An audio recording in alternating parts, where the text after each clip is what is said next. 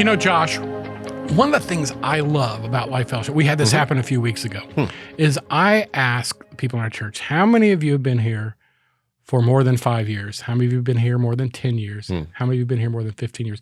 I was honestly surprised at how many people in our congregation had been at Life Fellowship for more than 10 years. Wow. Because as I said in one of our previous episodes, the average person is changing churches right now about every 3 years. It used to be 5, now it's 3. Yeah. And so it kind of 10 years is a big 10 years is a long commitment. Yeah. I mean, it's longer than most marriages are lasting these days. So, so I thought, well, what is that? Why is that? Is that good? Is it? And I wanted to say, I think it is good. Yeah. I think it is good. And so I kind of want to do this episode after we've done a couple of episodes recently on why you should leave a church or why you should stay at a church. What are some good reasons to stay at the church? Yeah, just bearing down, people have asked me, I just passed my 40th wedding anniversary. Oh, congratulations. Yeah. Well, ask my wife if she feels congratulated. but we've gone through some tough times, not necessarily as much as relational, but we lost 3 babies. We've moved 4 or 5 times over the course of the years. I've worked at 3 different churches. Actually 4 different churches. And so those were always stress factors. Yeah. She lost her father. We've had kids grow up and move away and, raising kids. And so there've been these ups and downs. But I think one of the things I enjoy about having been married 40 years is that I've been married 40 years. Yeah. We got history. Yeah. We can sit down and talk about the goodness of God in the past. We can talk about the stupid things we've done and we survived. We can talk about how we lost hope and refound hope. And in doing so, it creates a comfort. I mean, you can look at me. I look like a 73-year-old guy, not a 63-year-old guy. Oh, yes, I do, and I know it. You're just trying to be kind and no sense because I look in the mirre. I don't think you look older than 60. If you saw, I would have said 60, but I don't feel like you look 75 The check is in the mail. Okay. But the reality is, if you look at the wedding picture of my wife and I, we look like Barbie and Ken. Aww. I mean, I weighed about 125 pounds, literally, and she had this bright blonde, gorgeous, natural blonde hair and big poofy sleeves and hat because that was cool in the 80s. And, and you like Napoleon Dynamite, liked her sleeves. Oh, yes, I did. And so, we look at those wedding pictures and say, wow, man, we have really, really changed over the years. And that being the case, though, there's this comfort now in our relationship. Like, we know we're not going anywhere. Yeah. And it ought not be a comfort where it takes each other for granted, but it ought to be a comfort that comes with like your favorite chair, your favorite meal, your favorite, and there's a stability. There is. And, I kind of feel that way about my church. I've been a member here for 14, and I kind of have this thing, like my first church I was part of was over almost 18 years. Next church, I was there for 17 years. I like that. Yeah. I like being a part of something for a long time. I'm now just finishing up my 14th year here. And so it made me think, what is there about staying at a church that's a good thing? So I just kind of came up with a little list. All right. So here's my first thing. There's spiritual growth that comes through consistency. Consistent involvement in a church allows you to journey on a long-term spiritual trajectory that will help you to grow in your knowledge of Scripture, in faith as things happen within a church, in your relationship with God, but also in your relationship with family. And, I quoted this last time, but Hebrews chapter 10, again, it talks about this thing where, we ought to be spurring each other to good works. Yeah. And being part of a church is finding other people and being their cheerleader, being their encourager, saying, come follow me as I follow God. Let's do this together. Let's form a partnership. Let's change a community for the glory of God. In Colossians chapter 2, I use this in our Life Quest class as they come to join Life Fellowship, that we're called to be rooted and built up in Him and strengthened in the faith, And when the author was talking about this to the Hebrew Christians, it was Jews appreciated tradition, from Fiddler on the Roof. Mm-hmm. They appreciated longevity, generational commitment. Yeah. And I see that the church at Colossae, which wasn't a Hebrew church, so to speak, but coming from the Hebrew perspective, I think that's something that we can learn from the Hebrew culture. Yeah.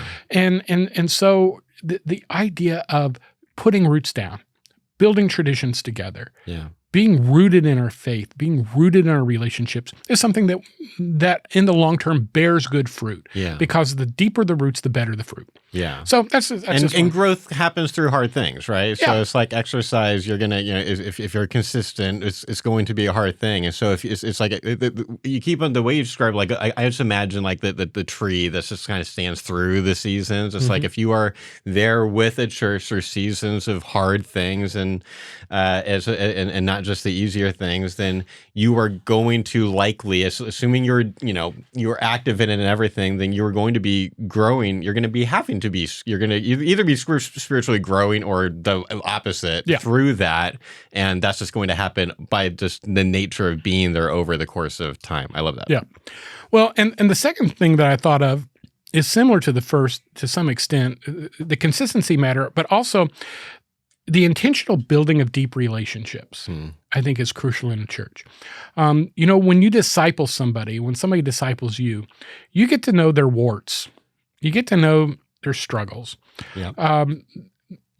Because I am a pastor, I sit with people at some of the most difficult moments. Yeah.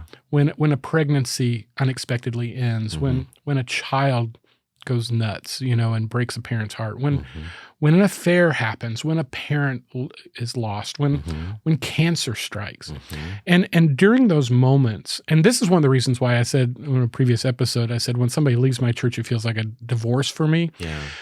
Because whether people realize it or not, when your pastor prays with you, when he catches your tears, when he hands you that box of tissues across his desk, it's more than that for him.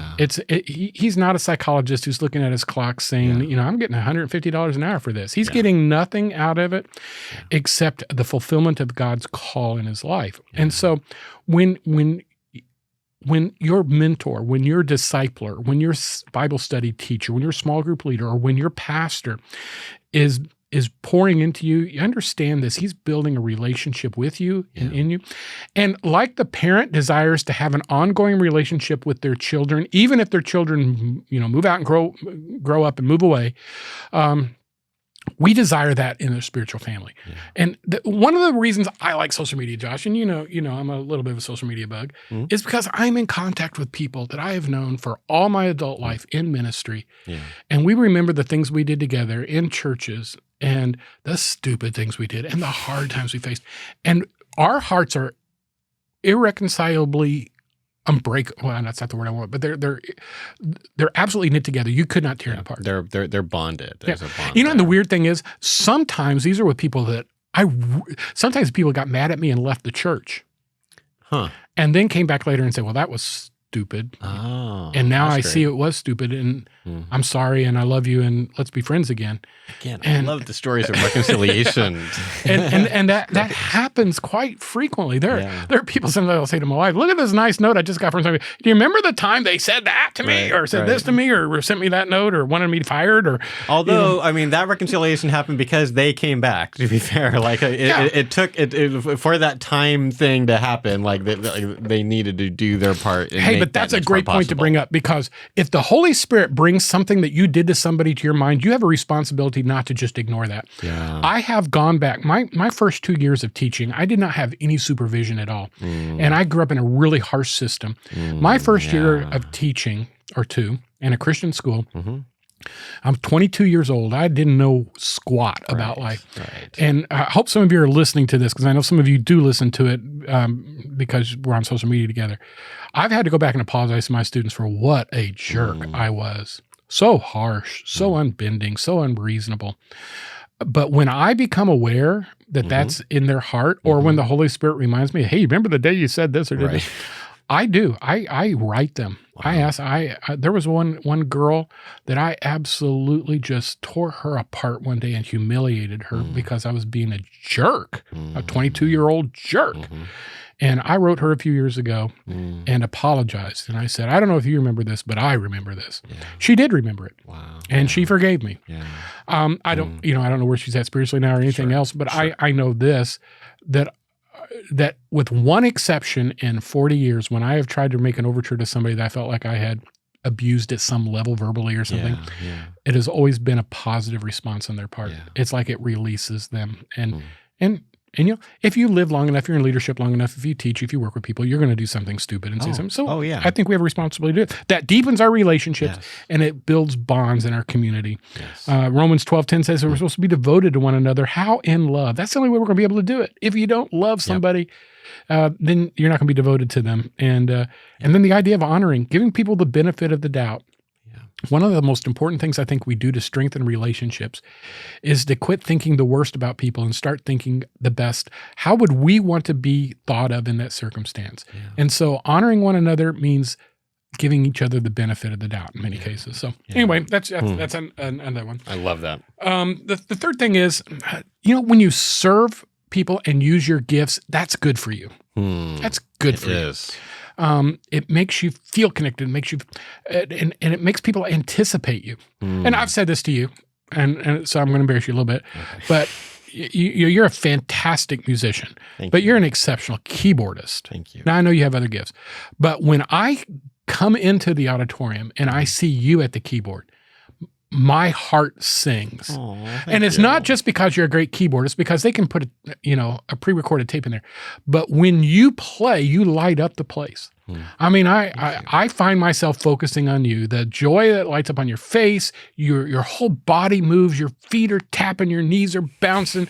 You're using that giftedness that God gave you in a way that's not just going through the motions, but it is a full-bodied expression of the joy of your salvation at that moment.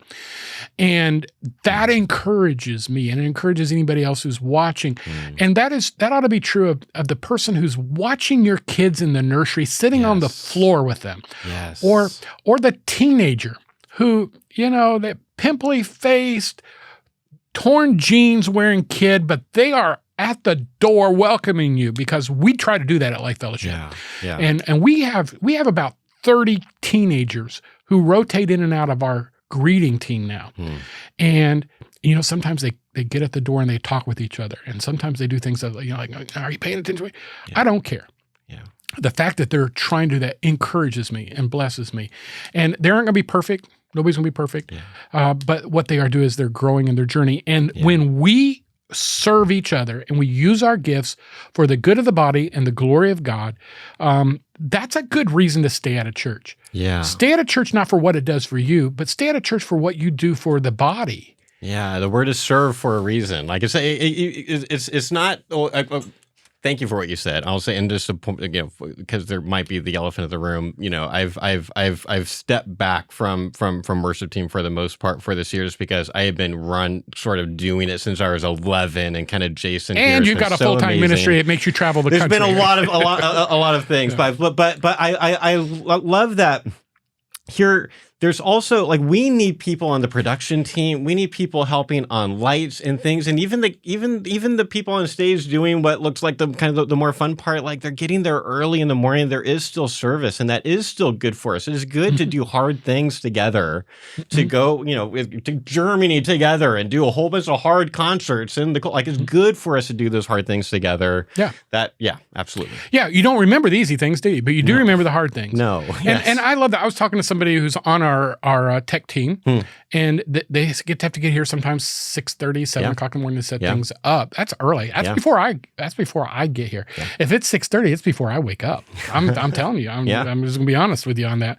And yet they're here, they're serving. But then they were telling me about some things that were happening that they had talked about with somebody who else was serving at the same time they were, and how they were praying for each other, and then how they experienced like a spiritual breakthrough moment, with somebody they were working with. And and I found myself saying, man, I'd like to have been part of that, because this church does that really, really well. I mean, having served on worship teams in churches since I was 11, This church behind the scenes, the way that we try to foster that community and unity, not just among the musicians and singers, but also among the tech team and everyone praying together and sharing prayer requests together. Like the church does that really, really well behind the scenes. There's a really kind of core, we care about each other. And that's really important. And that is essential. And I think part of staying in a church is, you know what? It's really easy to focus on the negative and to forget the positive. Yes. But you will remember the positive whenever you're at the new place and you face something negative. You say, back in my old church, we did this way. So don't make it where you're having to look back. Just simply say, I remember a few years ago it was tough, but today it is. Yeah. Which brings me to my next one, which is simply this. Persevering through challenges always builds health. Yeah. You know, some of the strongest marriages I know are marriages that have recovered from brokenness. And I'm not saying, you know, go out and have an affair because your marriage will be stronger. Right. But I am simply saying, if you have something that you have to get over in a marriage and you persevere through that and you grow and you learn and you communicate and you get closer to God and closer to each other, you can look back on that with some joy in that what Satan meant for evil, God will use for good. Somebody's going to hurt your feelings at church. Oh, yes. The pastor is sometimes going to say something that he wished he could take back. There's going to be somebody in the church that you come across and you're going to say, oh, how can I get out of their circle so I don't have to interact with them right now? How do I stay away from their eye line? Oh, my goodness. Yeah. But in the end, sometimes doing the hard thing, like you said, persevering through the adversity, continuing on in the challenges, teaches us things that we need to know. Yeah. That we're not quitters. Yeah. You know, one of the things I've always said to people, I think people know this, but maybe they don't. I'm not really big on enrolling your kids in 1,000 different things when they're growing up. Yeah, I agree with that. Completely agree with you. I know parents that are just running themselves ragged, dance class, lacrosse, team baseball or travel team baseball, piano lessons, guitar lessons, drum lessons. And then their kids got homework, and their kids are operating on fumes most of the time. Yeah, they're missing connections that are regular, like being in what is that group that took over from Boy Scouts? Is it Pioneer Clubs or what? I don't even know. Yeah, but there's the American Girl Clubs, I think is what some of them they call it, or being part of a youth group on regular activity, getting to go to camp. They can't do that because they're enrolled in too many things. Yeah, and so they don't build these relationships that are built on constantly moving fellowship. Yeah. Places. It's competing and it's increasing your skills and it's being better than the next person and competing again. And I think one of the things that we have to make sure that we're doing is teaching, do what you're going to do, but do it well and do it persevering through the cycles of it. So this is what I say to parents that if you're going to give your kids drum lessons, tell them you're going to do this for at least a year. You're not going to quit in 3 months when it's no longer cool. Yeah.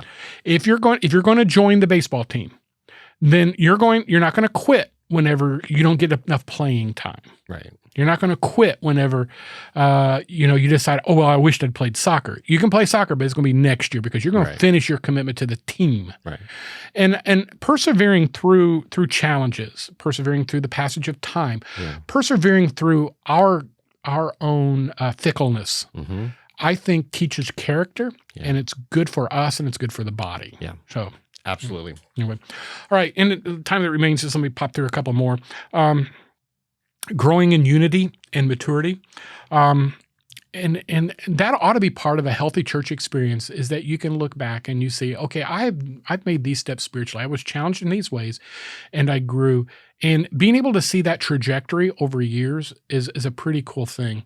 One of the things I love from my perspective as a pastor is that I don't as often, because when I first started pastoring, people stayed in the hospital 3 days after they gave birth. Today, it's usually not even 24 hours. Yeah. And usually that first unless you have a C-section. Yeah, unless you have a C-section. Right. And usually in those first 24 hours, they're not interested in seeing anybody anyway. They want to bond with their baby and they want to sleep. Yeah. So I don't get to hold the babies in the hospital the way I used to. But Pastor Ben, who recently left our team and used to be a co-host on this, I was there when each of his kids were born. I was one of the first people I got to hold his kids before his parents held his kids. And now his kids are in my Bible study. I will be at their weddings if I get invited. I have held kids that I eventually married to their future spouses. That's really And cool. some of those kids married people that I held in their hands when they were babies. Yeah. In my hands when they were babies. And there were other people around who saw those kids get born and then got to see them get married and all of that. And I see that here at Life Fellowship. I've seen that in other churches I've been part of. And sometimes your kids will marry somebody else's kid in the church. And then also, I've been there when I had to tell somebody that their spouse was killed in a car accident. I've sat with people who just got the news that they had terminal cancer.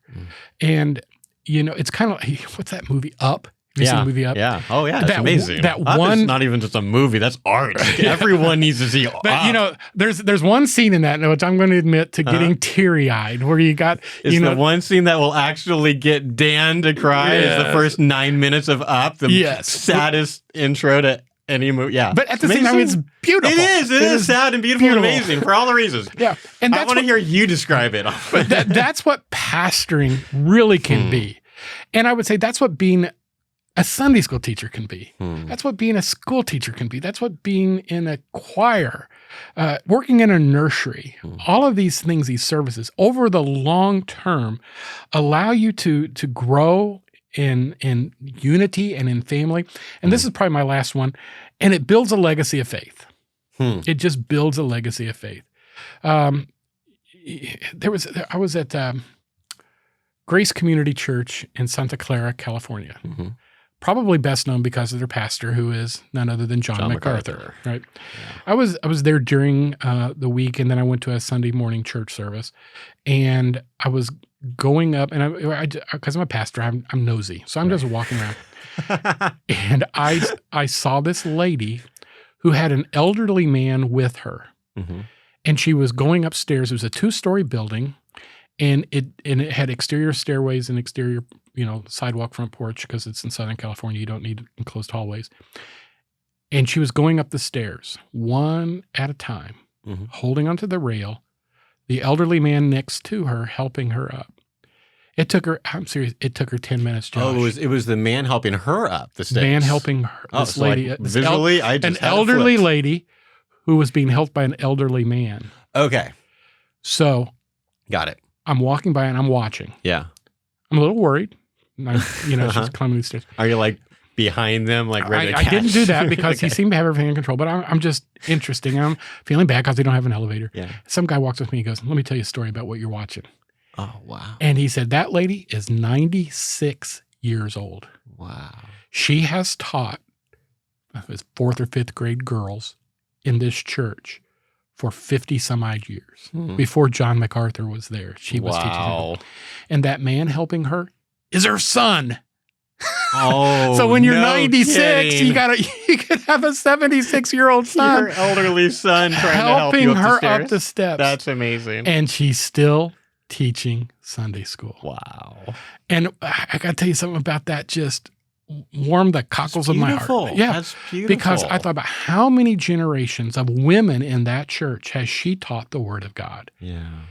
And, I'm sure over 50 years of being part of that church, there were many times when she said, I have had it. Yeah. I am done. Yep. Nobody appreciates me. I don't even get an elevator to be able to climb the stairs. Or she could say, I've done this for 30 years. I'm finished. What more do they want from me? But no, she said, I'm going to continue building and leaving a legacy of faith. Yeah. And to me, that was just a beautiful, beautiful picture. Wait, that's a lot. That's not even just her showing up and having to climb all those stairs. That means that she's prepping in between the services. She's spending time as a 97-year-old or whatever, like preparing what she's going to talk about at the next thing, or having contact with the people in the group. That's beautiful. It's amazing. So that story happened 20 years ago. So I'm confident that lady is now in heaven. Yes. But here's the beautiful thing is there are girls who are in that church and churches around the country who are telling their daughters, I had a teacher who was 88 years old. I had a teacher who was 92 years old. I had a teacher who was 96 years old who taught me the Bible when I was in 4th grade. Yeah. And her impact, her story, her memory, her legacy lives on because she persevered in the church she called home. Yeah. And to me, that's a beautiful thing. That is and why beautiful. You ought to look for ways to stay in your church. Because if you're skipping churches every 3 years, you're not leaving a legacy. Yeah. So anyway, well said. That's where we are. So Love it. hey, Josh, man, I just enjoy hanging out with you and talking too. to you. So it was Thank good. you. This was fun. And folks, if you enjoy listening to Life Talks, would you please share us on social media and just pass the link on? Talk about it with your friends and neighbors. Have a conversation with your kids in the car on what we talked about. And give us suggestions, if you would, at lifetalks@lifecharlotte.com. But until next time, thanks as always for joining us here at Life Talks.